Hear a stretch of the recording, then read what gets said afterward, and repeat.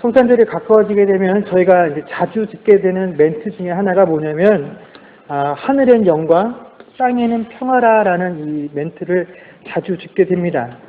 이 멘트는 오늘 저희가 읽었던 누가복음 2장 14절의 말씀을 인용한 것이죠.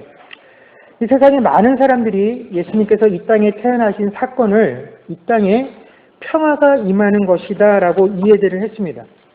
그러나 예수님께서 이 땅에 오신 지 2000년의 시간이 지났고 또 이제 복음이 전 세계에 전파되어져서 그 복음을 듣지 못한 사람들과 지역보다는 이미 복음에 익숙하고 복음이 선포되어진 지역이 훨씬 많음에도 불구하고 우리는 아직 이 땅에 우리가 원하는 평화의 모습들이 그렇게 풍족하다라고 느끼지 못하며 살아가고 있습니다. 지금도 이 세상에는 각종 전쟁과 또 테러와 폭력이 난무하고 있고 계층 간의 인종 간의 불평등과 갈등의 소식들이 범람을 하는 그런 시대를 살고 있습니다. 이건 단지 믿지 아니하는 세상의 문제들뿐만 아니라 하나님의 백성들의 공동체라고 불리워지는 교회 안에서도 마찬가지죠. 이 교회 안에 있는 성도들 사이에서도 세상에서 벌어지는 것과 똑같은 불법들과 비도덕적인 상황들이 범람하고 있음에도 불구하고 이것들이 하나님의 법에 의해서 그리스도인의 양심에 의해서 스스로 정화되어지지 못하고 깨끗해지지 못하는 이 상황들로 인해서 우리가 죄인이라고 부르고 있는 이 세상으로부터 오히려 교회가 손가락질을 받는 그런 시대를 우리가 살고 있다라는 것입니다. 그러나 오늘 저희가 성경에서 읽었던 것과 같이 예수님께서 태어나시던 그날 밤에 천사들이 하나님을 찬송하며 선포하셨던 내용은 분명 하늘에는 영광이요 땅에는 평화로다라는 것이 성경이 우리에게 들려주고 계신 말씀이다라는 것입니다.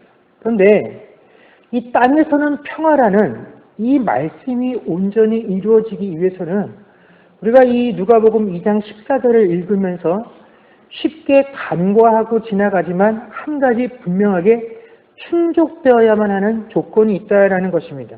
그게 뭐냐면 바로 14절에 보면 하나님이 기뻐하신 사람들 중에 평화로다라고 하는 이 부분입니다. 즉 예수 그리스도의 나심, 그리스도께서 이 땅에 오신 이 사건은 분명히 큰 기쁨의 소식이고 이 땅의 평화를 전하는 소식이기는 한데 이 땅에 살고 있는 모든 사람들에게 적용되어지는 평화의 모습이 아니라 조건이 있다라는 것입니다. 그 조건이 뭐냐? 하나님이 기뻐하신 자들에게만 이 평화가 임한다라는 조건이 있다라는 것입니다. 그래서 하나님께서 이 땅에 평화가 임한다라고 말할 때 그 평화는 우리가 일반적으로 생각하는 것과 같이 이 세상에 전쟁이 없거나 혹은 내 원수가 사라지게 되어지는 것을 의미하는 것이 아니다라는 것입니다. 여러분 우리가 예수를 믿어 하나님의 자녀가 되었습니다. 그래서 그 하나님의 자녀가 되어지는 권세를 세상에서 누리며 살고 있지만 우리가 하나님 자녀가 되었다라고 해서 우리들의 원수가 다 사라졌습니까? 결코 그렇지 않다라는 것입니다. 우리가 하나님의 자녀가 됨을 통해서 우리는 내 일생에서 원수가 사라지게 되어진 것이 아니라 내 원수가 무엇인지를 더 명확하게 알게 되었다라는 것이죠. 그리고 우리의 삶이라는 것은 그 원수와 전쟁을 치르며 살게 되어질 삶으로 인도함을 받게 되었다라는 것입니다. 그래서 에베소서 6장 말씀에 보면 우리가 잘 아는 것과 같이 하나님의 성도됨의 모습을 무엇으로 비교하고 있습니까? 군사로 비유를 해서 투구와 갑옷과 방패와 칼 이런 것들을 갖추어가는 것으로 비유를 하고 있다는 것을 우리가 잘 알고 있지 않습니까? 그런데도 주님의 나심을 하나님이 기뻐하시는 자에게는 평화로다라고 말했을 때 그 평화는 우리가 생각하는 것과 같이 모든 것이 안정감을 얻게 되어지는 그런 의미의 평화가 아니라 예수님께서 이 땅에 나셔서 하실 일의 의미, 그 의미가 가지고 있는 속성에 대해서 이야기해 주는 것인데 그것이 무엇이냐? 11절 말씀에 나와 있는 구원하실 분이다라는 이 부분이 바로 하나님께서 기뻐하시는 이들에게 평화다라는 의미가 되어진다라는 것입니다. 그래서 성경에 보게 되면 이 구원과 평화를 연결시켜서 항상 설명해 주는 책이 어떤 책이냐면 바로 사사기입니다. 그래서 오늘 저희가 이 사사기의 말씀을 함께 살펴보는 것이고, 그 많은 사사들 중에서 오늘 저희가 살피려고 하는 인물은 삼손이라는 인물에 관한 것입니다. 그래서 사사기 13장 3절에서 5절까지의 말씀은 그 삼손의 어머니가 천사로부터 삼손이 태어나게 될 그 상황에 대해서 예언을 받게 되어지는 장면을 소개한 글입니다. 우리가 그런 내용을 잘 모르더라도 일반적으로 가지고 있는 상식들을 통해서 이 삼손이라는 인물을 한번 평가해 보면 삼손의 가장 큰 특징이 무엇입니까? 그렇죠. 힘이죠. 힘이 아주 세다라는 것입니다. 우리가 성경에 나와 있는 그 예들을 한번 찾아보면 우선 이 삼손이라는 인물이 자기가 사랑하는 여인이 있어서 그 여인에게 청혼을 하러 가는 길에 길가에서 사자를 한 마리 만나게 됩니다. 근데 성경은 그 사자를 이 삼손이 마치 염소 새끼를 찢는 것과 같이 죽였다라고 표현을 하고요. 또 블레셋 사람들과의 내기에서 졌을 때 그 내기의 조건이었던 좋은 옷 60벌을 구입하기 위해서 블레셋 사람 30명을 때려서 죽입니다. 그리고 그 사람들이 입었던 옷을 60벌 뺏어서 자신의 내기로 갚죠. 또 그뿐만 아니라 자신이 살아니까 그 여인이 다른 남자에게 시집을 가게 되니까 그거에 대한 보복으로 여우를 300마리 붙잡아서 그 여우들의 꼬리를 다 묶고 그 꼬리에다 뭘 붙입니까? 불을 붙여서 그 블레셋 사람들의 밭에다가 놓아버리죠. 그래서 그 밭을 다 홀랑 태워버렸습니다. 그리고 나중에 자신을 잡으러 온 블레셋 군대 1000명을 그 자리에서 쳐서 죽이고 자신을 붙들어 메었던 그 성문을 문짝채 떼어서 메고 도망을 갔던 사람이 바로 이 삼손이라는 인물입니다. 정말 대단하지 않습니까? 자, 여기서 아주 중요한 문제가 나갑니다. 여러분, 이 삼손의 힘이 어디서 나왔습니까? 큰 소리로 대답하세요. 이 삼손의 힘이 어디서 나왔습니까? 머리카락에서, 머리에서. 예.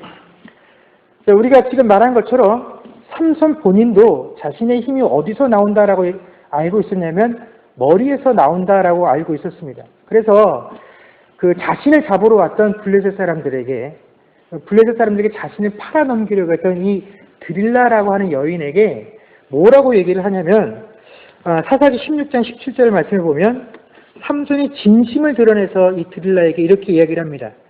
내 머리 위에는 삭도를 대지 않았는데 그 이유가 뭐냐면 내가 모태에서부터 하나님께서 내 머리에 칼을 대지 말라고 했기 때문에 한 번도 머리를 자른 적이 없다라고 말하면서 내 머리가 밀리면 내 힘이 내게서 떠나고 나는 약해질 거야 라고 말을 합니다. 그래서 드릴라가 이 머리를 깎은 후에 블레셋 군인들에게 얘기했더니 진짜로 힘을 못 써서 잡혀갔다라고 우리가 다 알고 있습니다.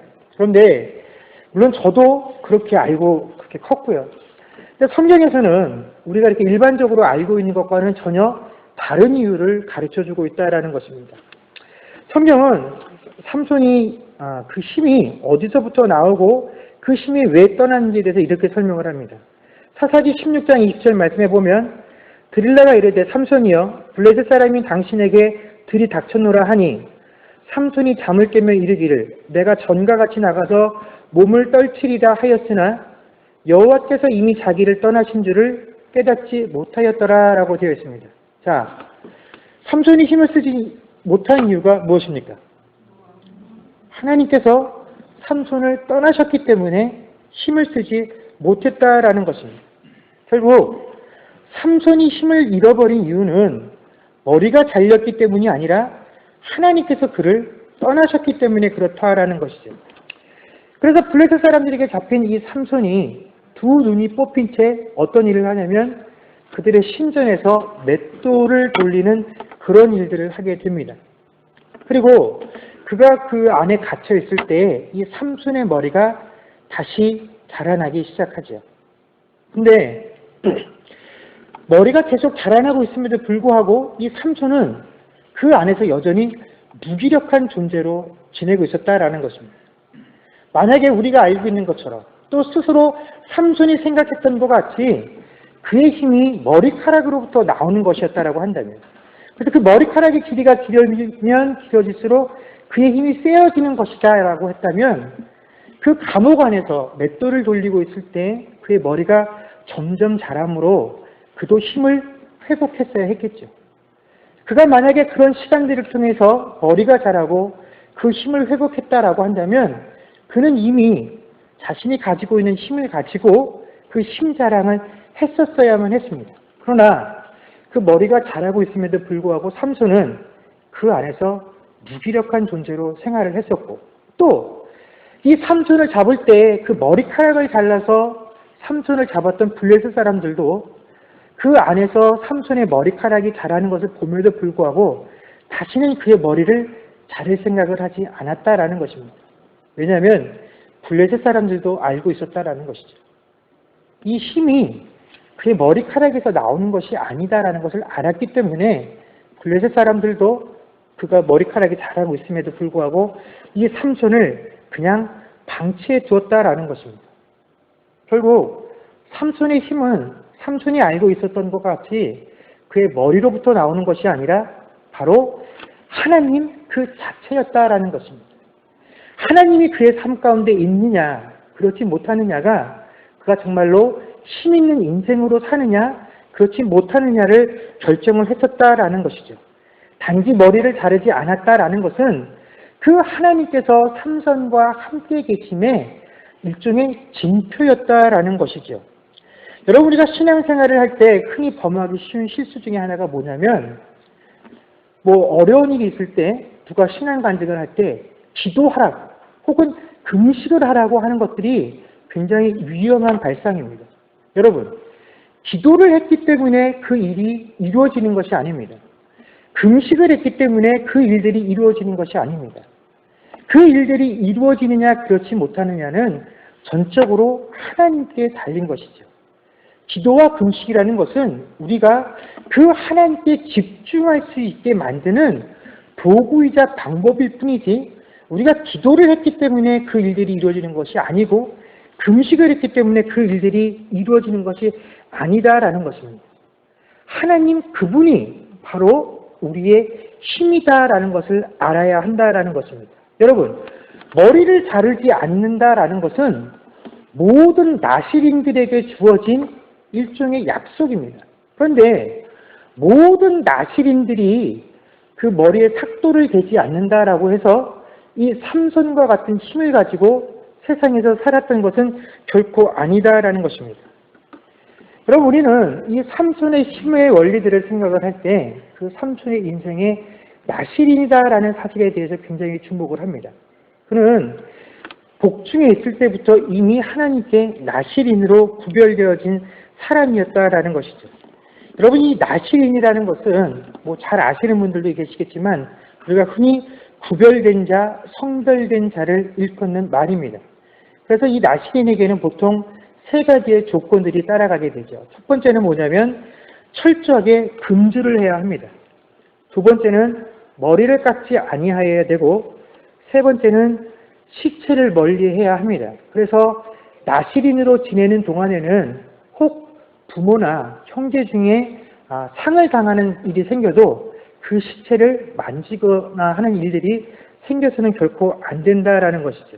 그런데 사실 이 나실인의 가장 큰 특징은 우리가 이 세 가지 금기사항을 잘 지키느냐 못 지키느냐 하는 것이 아니라 왜 이 나실인이라는 것이 필요하고 왜 유대인들이 이 나실인이라는 제도를 시행을 했는지 그 목적을 아는 것이 중요하다라는 것입니다.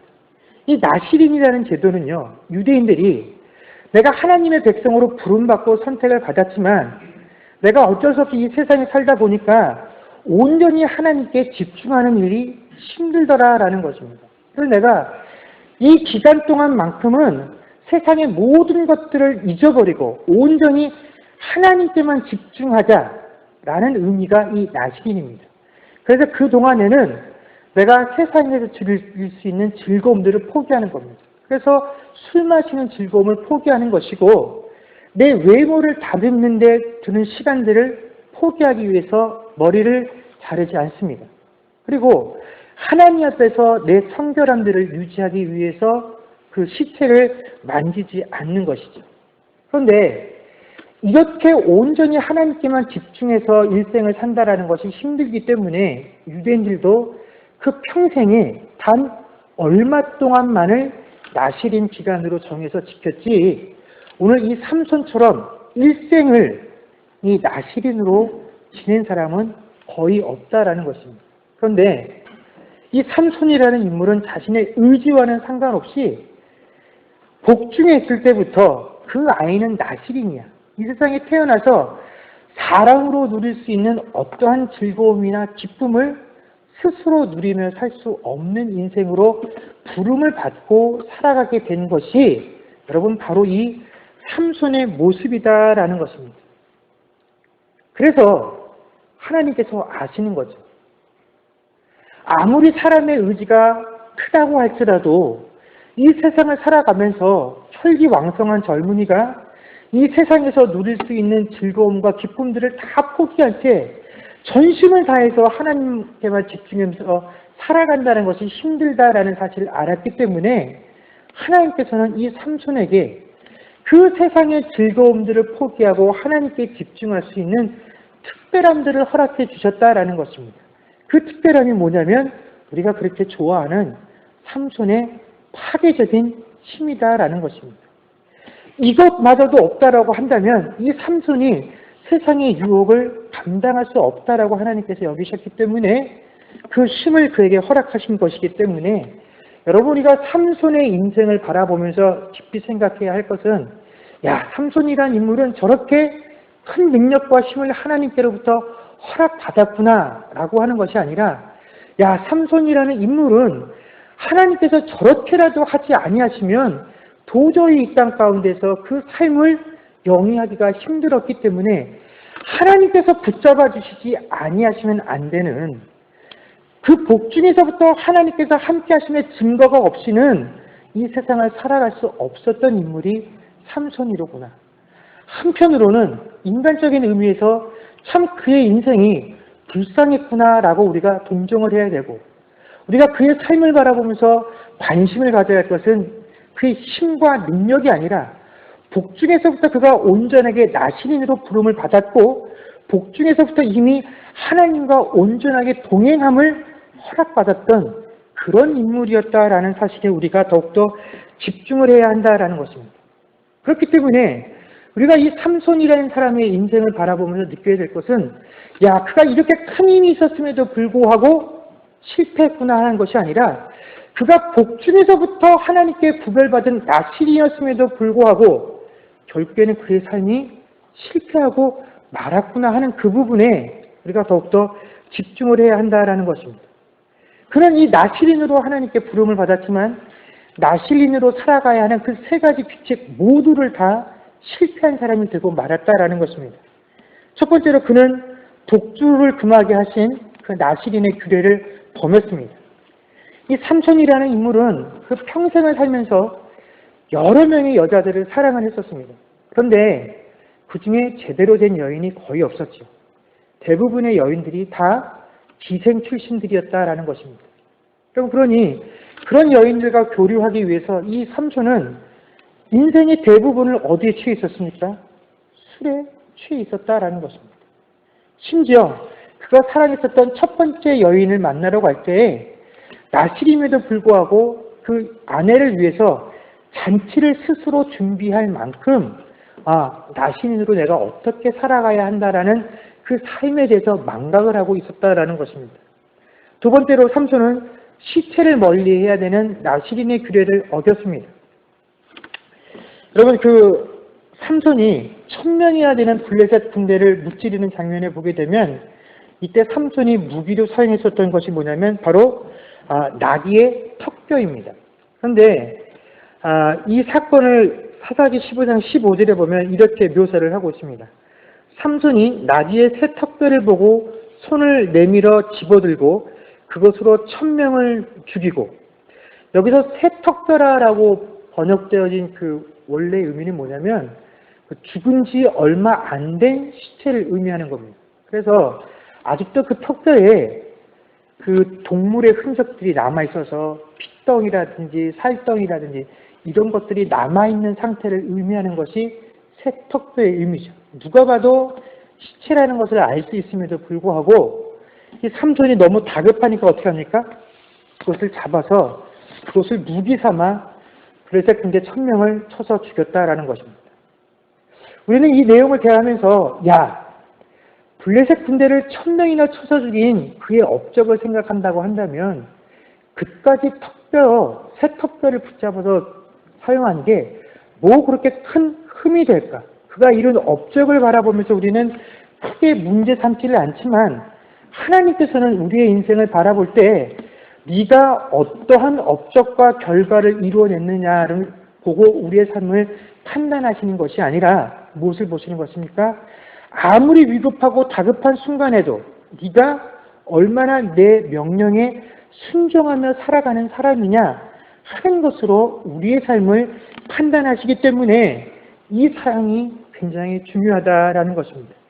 그리고 세 번째로 머리를 자르지 않아야 한다라는 것은 우리가 앞에서 잘 살펴보았죠.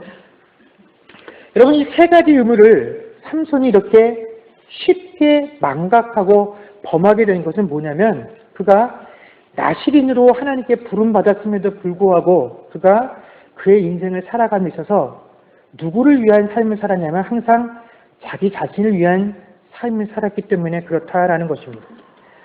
사사기 16장에 보면 삼손의 최후가 묘사되어 있습니다. 삼손이 점점 머리가 자라게 돼서 마지막으로 하나님께 이렇게 간구합니다. 사사기 16장 28절에 보면 삼손이 여호와께 부르짖어 이르되 주 여호와여 구하옵나니 나를 생각하옵소서. 하나님이여 구하옵나니 이번만 나를 강하게 하사 나의 두 눈을 뺀 블레셋 사람에게 원수를 단번에 갖게 하옵소서 하고 그가 우리가 잘 아는 것처럼 그 기둥을 양쪽 손에 잡고서 밀어서 어떻게 됩니까? 그 신전이 무너져서 그 안에 있던 사람들이 깔려서 죽는, 그래서 그 결과가 성경에는 뭐라고 되어 있냐면 그가 살아서 죽였던 블레셋 사람들보다 그때 죽인 사람의 숫자가 더 많았다라고 설명을 하고 있습니다. 이건 역시 우리가 결과론적인 사항들을 보고 보면 블레셋 사람들의 손에서 이스라엘을 구원했어야 하는 그 사사의 역할을 다 한 것이 아니냐라고 생각을 하지만 그의 기도와 간구를 우리가 유심히 들여다보게 되면 그는 처음부터 끝까지 오로지 자기 자신을 위한 기도와 간구를 하나님께 드렸다라는 것을 알 수가 있다라는 것입니다. 그는 하나님께 구하기를 하나님 나를 좀 생각해 주십시오. 이번만 내게 힘을 더 주셔서 내 두 눈을 뺀 이 블레셋 사람들에게 내 원수를 갚게 하소서라고 이야기를 했다라는 것입니다. 여러분, 삼손이 머리카락에 달려서 블레셋 사람들에게 잡혀가고 그들의 신전에서 방아를 돌리고 있을 때 여러분 삼손보다 더 이 상황 속에서 수치감을 느꼈었던 분이 누구냐면 바로 하나님이시죠.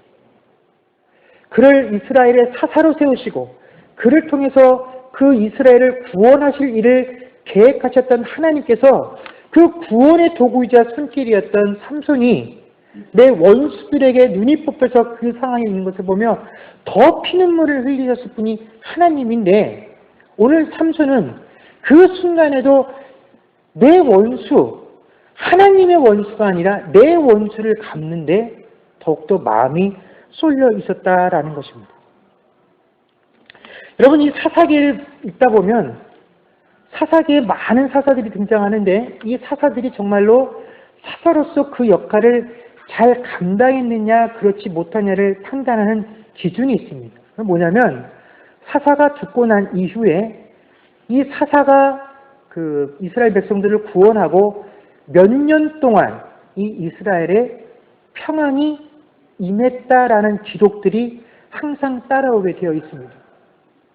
이 사람이 몇 명을 죽이고 얼마나 큰 업적을 이루었느냐 하고는 상관없이 이 사사가 그 적으로부터 이스라엘 구원함으로 이 땅에 평화가 임했느냐 그렇지 못하느냐로 온전히 이 사사의 소명과 역할들을 평가하는데, 여러분 삼손보다 더 많은 사람을 죽인 사람이 없습니다. 그러나 이 삼손의 사후에는 이 삼손으로 인해서 이스라엘 땅에 평안이 임했다라는 평가가 기록되어져 있지 않다라는 것입니다. 결국 그가 어떠한 업적을 이루며 살았느냐 하는 것과는 상관없이 그는 사사로서 그 소명에 실패한 인생을 살았다라는 것이고, 그는 그에게 주어진 놀라운 능력에도 불구하고 이 땅 가운데 평화를 주지 못하는 인생을 살았다라는 것입니다. 그러나 여러분, 거기에 비하면 오늘 누가복음 2장 10절에서 14절 가운데 묘사되어진 예수님의 모습은 어떻습니까? 원래 예수님은 그 근본이 하나님과 한 분이시던 분이십니다. 그 하나님께서 하늘의 보좌를 포기하시고 이 땅에 내려오셨는데 그 분이 앉으셨던 그 보좌는 구유였다라는 것입니다. 하늘의 천군 천사의 모든 그 군대의 대장이셨음에도 불구하고 한 명의 제자가 당신을 배신해서 제사장의 군대들이 자신을 붙잡으러 왔을 때 그들의 위협으로부터 자신을 보호하려고 했던 그 제자들의 칼마저도 무지게 하시고 대항하지 못하게 하셨던 분이 바로 이 예수님이셨고, 로마로부터 이스라엘을 구원하시기는커녕 로마의 그 몇몇 병사들이 휘두르고 있는 채찍과 조롱 가운데 자신의 몸을 고스란히 다 드러내시고 그것을 감당하셨던 분이 바로 예수님이셨다라는 것입니다. 사실 예수님께서는 이 땅에 사시는 그 33년의 생애 동안 우리가 세상에서 말하는 그 평안이요 평화라고 말하는 것을 단 한 번도 누리면서 사신 적이 없다라는 것입니다. 그럼에도 불구하고 그분의 탄생은 이 땅에 평화를 주신 삶이었다라는 것입니다. 왜냐하면 그분께서 살으셨던 그 인생의 길들이 그분이 걸어가고 나신 그 길 뒤에는 바로 하나님이 기뻐하시는 자들이 생겨났기 때문에 그렇다라는 것입니다. 여러분, 이것은 예수님께서 이 땅을 사시는 동안에 단 한 번도 자신을 위해서 자신의 삶을 살지 않으셨기 때문에 가능했다라는 것입니다. 예수님께서는 당신에게 허락되어진 그 33년의 인생 동안 자신에게 허락되어진 능력을 단 한 번도 자신을 위해서 사용하신 적이 없다라는 것입니다. 수많은 병자들을 고치시고 죽었던 자를 살리시고 배고픈 자들을 배불리게 하셨음에도 불구하고 그들이 그분을 당신들의 왕으로 세우고자 하셨을 때에도 그들의 그 모든 행위들을 못하게 하시고 그들을 피해 숨으시고 오직 하나님의 뜻만을 구하셨던 분이 예수님이셨다라는 것입니다. 그리고 오로지 하나님께서 나를 이 땅에 보내신 이유가 무엇인지, 내가 왜 이 땅에 태어났는지 그 목적만을 바라보고 이 땅에서 마지막 당신이 지셔야 할 그 십자가 하나만을 바라보고 달려가셨기 때문에 바로 이 땅에 하나님께서 약속하셨던 그 평화를 이루실 수 있었다라는 것입니다. 바로 십자가까지 달려가는 그 순간에 단 한 번도 자신을 돌아보지 아니하는 삶을 사셨기에 바로 예수님께서 지나가신 그 길 뒤에는 온전히 하나님이 기뻐하시는 자들이 그 뒤를 따를 수 있었다라는 것입니다. 바로 그들이 구원을 받는 것이 이 세상에 평화가 임하는 하나님의 방식이었다라는 것입니다. 여러분, 하나님께서는 우리에게 결코 세상이 말하는 방법으로 평화를 약속하신 적이 없습니다. 하나님께서 너희가 나를 믿음으로 인해서 세상에서 말하는 질병의 고통들이 너희들의 삶에서 없어질 것이다 라고 말씀하신 적이 없고, 가난의 고통들이 너희들의 삶에서 없어질 것이다 라고 말씀하신 적이 없고, 너희들의 인생의 원수들이 사라지게 되는 일들이 생겨나게 될 것이다 라고 약속하신 적이 없다라는 것입니다. 오히려 너희가 내 자녀가 되어지고 예수 그리스도를 말미암아 그분의 십자가의 길을 따라가는 삶을 살게 되어질 때 너희들은 분명하게 너희들의 원수가 누구인지를 알게 될 것이고 그 원수와 대적하는 삶을 그 땅 가운데서 살게 될 것임에도 불구하고 이제 너희들의 삶이 하나님이 기뻐하시는 자의 삶이 되었기 때문에 그 삶 자체가 뭐라고요? 평화다라는 것입니다. 그렇기 때문에 이 평화는 결단코 세상이 우리에게 줄 수 없는 것이다라는 것입니다. 세상이 우리에게 약속할 수 없는 평화가 오늘 예수 그리스도께서 이 땅에 오심을 통해서 우리에게 약속해 주신 평화의 모습이었다라는 것입니다. 그러나 여러분 이 평화는 어떠한 위협 속에서도 결코 굴하지 않고 또 어떠한 폭력 속에서도 결코 정복되어지지 아니하는 이 평화가 바로 예수님께서 나심을 통해 하나님께서 우리에게 약속하신 평화의 모습이다라는 것입니다. 여러분 세상은요 가난하고 불우한 자를 돕는 데 있어서도 많은 것들을 생각하고 여러 가지 형편들을 따집니다. 왜냐하면 세상이 정말로 원하는 것은 평화가 아니기 때문에 그렇습니다. 세상이 원하는 것은 내 평안이고 내 안위지 결코 세상의 평화가 아니다라는 것입니다. 세상의 평화를 위해서 결코 나의 안위를 포기하지 않습니다. 이 평화는 내 안위를 지키기 위한 때만 평화가 되어지는 것이지 내 안전과 내 평화를 지키기 위해서라면 다른 사람들에게 얼마든지 위해를 가할 수 있는 것이 세상의 평안이다라는 것입니다. 이 세상은 삼손과 같은 모습으로 자신의 힘들을 사용해서 세상에 평화를 주려고 합니다. 그렇기 때문에 여러분 아무리 강력한 힘을 가진 나라가 그 분쟁의 지역에 관여를 해도 여러분 그 땅에 평화가 임할 수 없다라는 것입니다. 믿는 자들도 마찬가지입니다. 우리가 삼손과 같은 마음과 삼손과 같은 행태의 힘들을 가지고 어떤 부자유 속에 들어가서 그 힘을 가지고 평화를 보여주려고 하면 여러분 우리는 절대로 그 땅에 평화를 임하게 할 수 있는 존재들이 되어질 수 없다라는 것입니다. 오직 내가 아니고 우리가 아니라 내가 행하는 이 일들이 우리가 행하는 이 일들이 하나님께 영광이 되어지는 그 일과 모습이 되어질 때 그 일들이 지나가고 난 뒤에 뭐가 남는 거라고요? 하나님이 기뻐하시는 자들이 생겨지게 되어지고 그들이 생겨지게 되어지는 것만이 바로 성경이 우리에게 약속하신 평화가 생겨지게 되는 그 참 의미다라는 것입니다. 바로 이럴 때 이 모습들을 우리가 감당할 수 있을 때 교회가 성도들이 세상 가운데 평화의 도구가 되어질 수 있다라는 것입니다. 여러분 참으로 어려운 주문입니다. 참으로 어려운 일들입니다. 그런데 예수께서 이 땅에 오셔서 우리에게 보여주신 것이 그것이고 또 너희가 너희의 십자가를 지고 내 뒤를 따라오라고 말씀하셨던 그 십자가 우리가 지고 따라가야 될 그 모습 우리가 지나간 그 길 뒤에 남겨져야 할 모습들이 또한 이 모습들이다라는 것입니다.